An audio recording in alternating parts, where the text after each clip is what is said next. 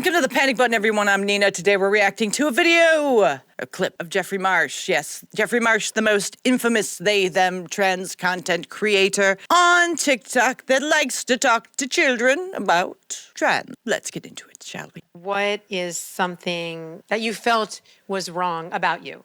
Well, and that years you ago, now my would queerness, never change? obviously. And now I would never, obviously. Say it again. Queerness. Right. So many people on the internet, I don't know if you get this, but they say you're doing it for the attention. And that is just a flashing red light about how they were treated. Yes, I'm... Oh, you ever just hate the way someone talks? It's just the way that they were treated.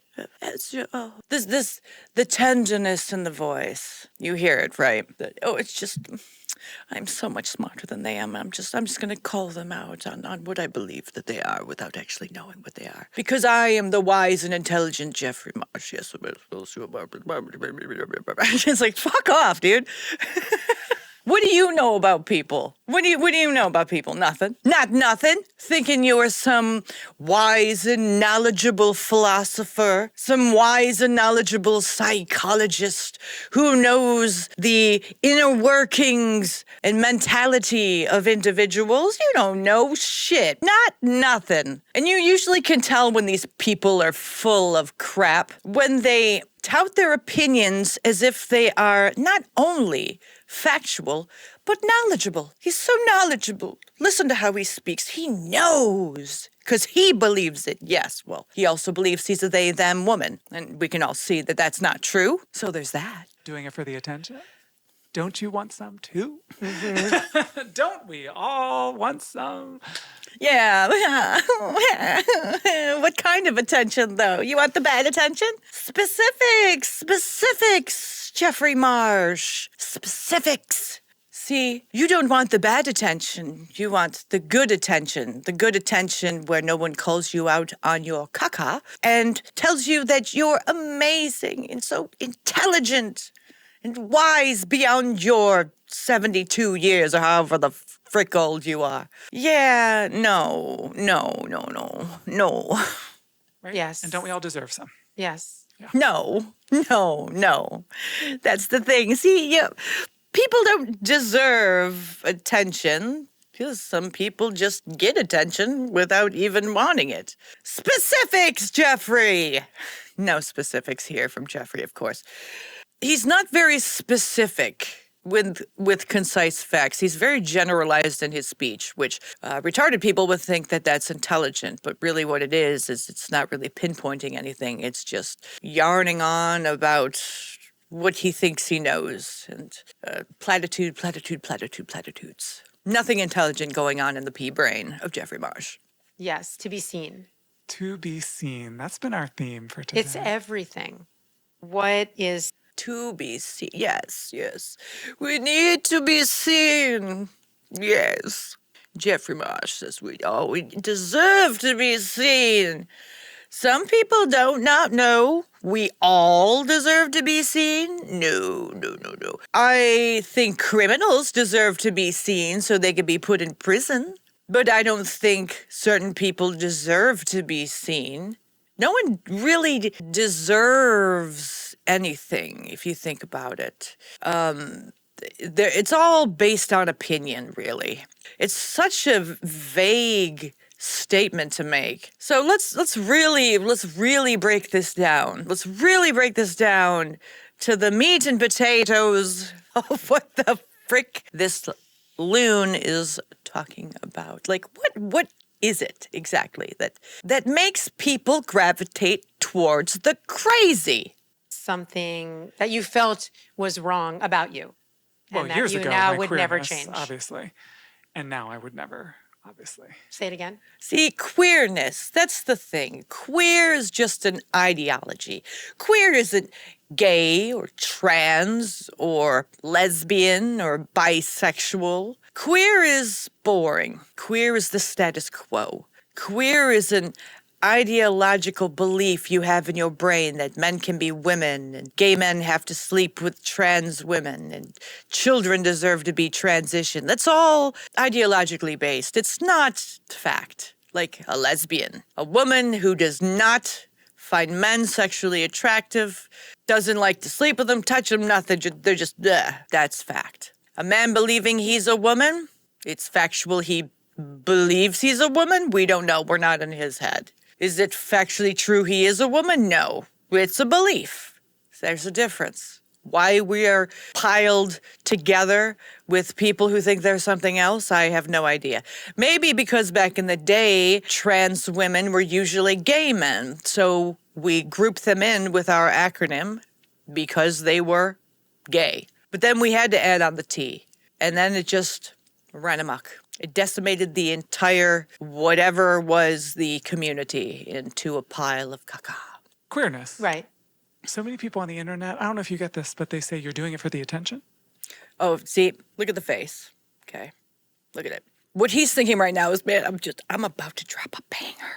I'm about to drop some knowledge on this bitch. And everyone's gonna think I'm amazing and so intelligent because I am going to call someone out. But I have to call it out in a way that makes me sound like I am a genius. I know what I'm talking about. And I'm calling out the haters. All right. And that is just a flashing red light about how they were treated. Yes. Yes. We have to. We have to talk about the people who don't like the fact that I'm doing it for attention, that's calling me out for being an attention whore. Yes. Because it's not me who has the problem, it's them for noticing that I have a problem with wanting attention. So what you're saying is that you're amazing, they're crap people, and they're crap people who've noticed my crapness because they have some internal issue about some past trauma. That's their problem. Is it a problem because they have past trauma? Are you shaming them, Jeffrey, for having past trauma? Well, that doesn't sound very inclusive and accepting, does it? No, it does not. See, this is all arrogance. It's all narcissism. What he is doing is he is passing the buck. He is doing the blame game. Calling me out on my attention whoreness? No, there's something wrong with you, not me. There's nothing wrong with me and my queerness and me talking to children about trans. Nothing. It's you and your past trauma. Flashing red light. There's something wrong happened in your childhood. How you were treated. Heavens to Betsy. Very cocky. You know, it used to be that when people acted arrogant and cocky, it was usually for show. You know, artists did it, musicians, actors. You know the ones, you know the types. But now it's like a badge of honor for these weirdos. It's like they act like nothing can touch them, but everything can touch them. Jeffrey wants everyone to touch him, I'm sure, because he wants the attention. Yes, I'm doing it for the attention. Don't you want some too? Don't we all want some? Right? Yes. And don't we? You're a whore. You're a slut. I want attention, and I'll say whatever I have to do to get it. Doesn't make you amazing. Doesn't make you talented. Doesn't make you knowledgeable. Just makes you a whore for attention. Point blank, period. Nothing else than that. And it's pathetic. He's pathetic. Deserve some. Yes. Yeah. Yes. To be seen. To be seen. That's been our theme for today. It's everything. What? To be, yes. Yes. Yes, we all deserve to be seen. All of us. No, we don't. No one deserves to see anybody. He doesn't deserve to be seen. He's putting himself out there, being controversial in order to get attention. Does that mean he deserves to be seen? Seen in what way? Can we be a little bit more specific, or are we just going to be vague just so he thinks he sounds intelligent because he's saying words? No. Not a very smart guy. Just, he's a faker. I can understand how children could get wrapped up in his looniness and think that maybe he's saying something of great value, but he's not. He's just really good at faking it. I'm sure he's a failed theater kid, failed actor, failed quote-unquote performer, and I say that in quotes because I don't think this guy has any molecule of talent at all. Not at all. I think he thinks he has talent, but really he's just a manipulative, attention-seeking whore who comes off as very creepy and predatory. And anyone intelligent can see that a mile away just by looking at him. And the way he talks is very condescending. constantly. He's the type of person, if you call him out on what you see on his shit, he will do not only the gaslighting thing, but the projection thing. Oh, well, yes, you're calling me out on my stuff, not because it's true, but because you have issues. Yeah, you ever been in relationships like that with someone who you find or like even friendships, you notice something about them that's not right. Maybe they're doing something to you or treating you unfairly, and you notice it, and you decide to speak on it. You tell them about it, that this is bothering me, you do this. And they flip it around on you. And they say something like, oh, well, you're just projecting your own issues onto me. Or something like, oh, well, say, for example, you say, I think you're cheating. I feel like you're spending too much time with this person. It's making me feel uncomfortable. And they kind of turn it around like, well, maybe it's just your insecurity. And why do you care? Why do you care if I hang out with this guy all the time? Aren't you secure in yourself? Like, why are you trying to blame me for this when you're just the insecure one? Like, are you checking my phone? What else are you doing? Are you following me? Are you some sort of stalker? They start to project.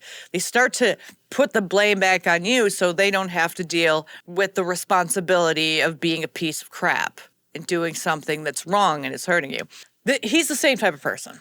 And people like this, eventually, if they have money, they can get away with it for a long time. If they have fame, they might be able to get away with it for a little bit, but eventually that fades. But people like him who are low on the fame totem pole, he's going to get his.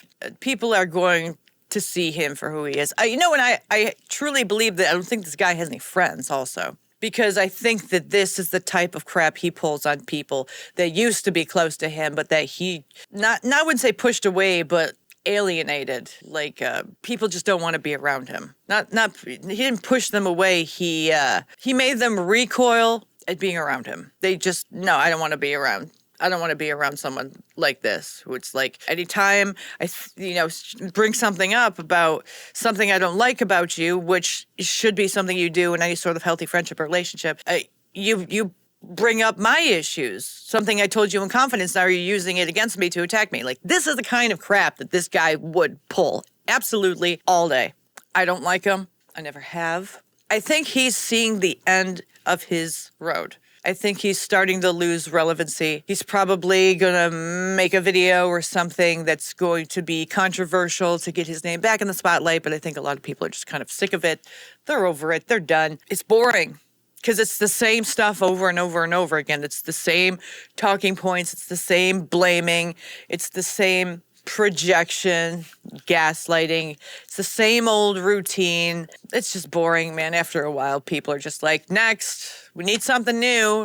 The attention span of people today is very, very short. So, you either have to do something incredibly dramatic or you have to sound intelligent, so intelligent enough that you actually speak to people and they're actually moved or enlightened by something that you're saying. But this guy, he has to stick to his own script. His old script continuously. He can't bring in anything knowledgeable because he's too narcissistic to do such a thing. Because in order to be knowledgeable, you have to admit that you might be wrong about something in order to learn more things that might enlighten you, so you have the ability to enlighten other people, or at least give them the knowledge that you learned in hopes that maybe they figure out something for themselves or enlighten themselves. But this guy can't do that because, that narcissism thing. And so he's just going to continue on the same old routine, losing followers, losing attention, until he eventually fades into obscurity. You see Dylan Mulvaney doing the same thing. You see Lily Tino doing the same thing. It's the same type of people with the same type of issues, mentality, belief system. Yeah,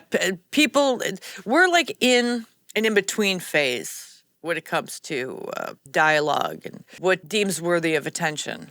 And, for a while it used to be, Dylan Mulvaney, Bud Light, and Lily Tino going into the Disney World women's bathroom, and Jeffrey Marsh talking to children on Discord about, not talking to their families because they don't accept their gender ideology or whatever, or they don't want to call them a they, them. That used to be the big thing, but now it just became so much and so crazy and so illogical and so shutting down any sort of conversation that people are like, like, you don't want to have a conversation. You guys are crazy. You won't even hear what I have to say, or that you guys might be wrong. So we're just, you're boring. We're done with it. Moving on. So right now we're in the in-between phase where eventually these guys will fade into obscurity. They'll make little peaks out of their little tiny holes, and you'll hear about them a little bit, but really I think people are just done with it. People want to be moved. They want to feel like they're being listened to and not just seen. They want to feel like other people see what they see and are able to verbalize it in a way that they can't. So they can understand that their thoughts make sense. Because for a lot of us, it's really hard for us to verbalize how we feel, even though we know we feel this way, but we can't verbalize and explain why we do. That's why certain people online, like Asmongold, for example, he's really good at verbalizing his opinions in a way that makes sense. There's many times where I've watched him, and it was... for me, it was like, yes, that's exactly how I feel. I just didn't have the words to say it. And that can be very compelling. And I think more and more people like him will be seen, will get attention, not because they deserve it, but because they make sense.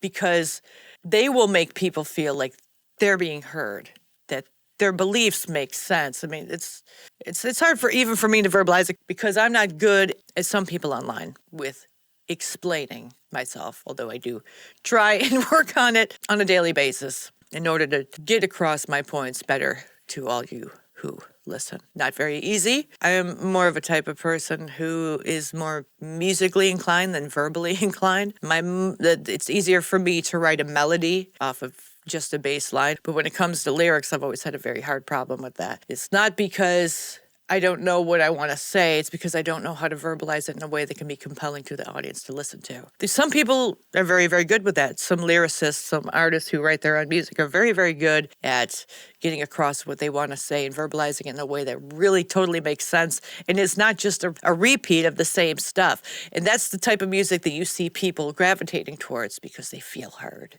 This is the same thing. Anyway, that's all I have for today. Thank you very much for listening. Join our memberships to keep this channel going. Like and subscribe. Hype up this video if we have a hype button. I'm not really sure. You can let us know in the comments below. Hit me up in the comments below. Let me know what you think, or if you agree with me, if you don't agree with me, whatever. I'll see you in the next one. Bye.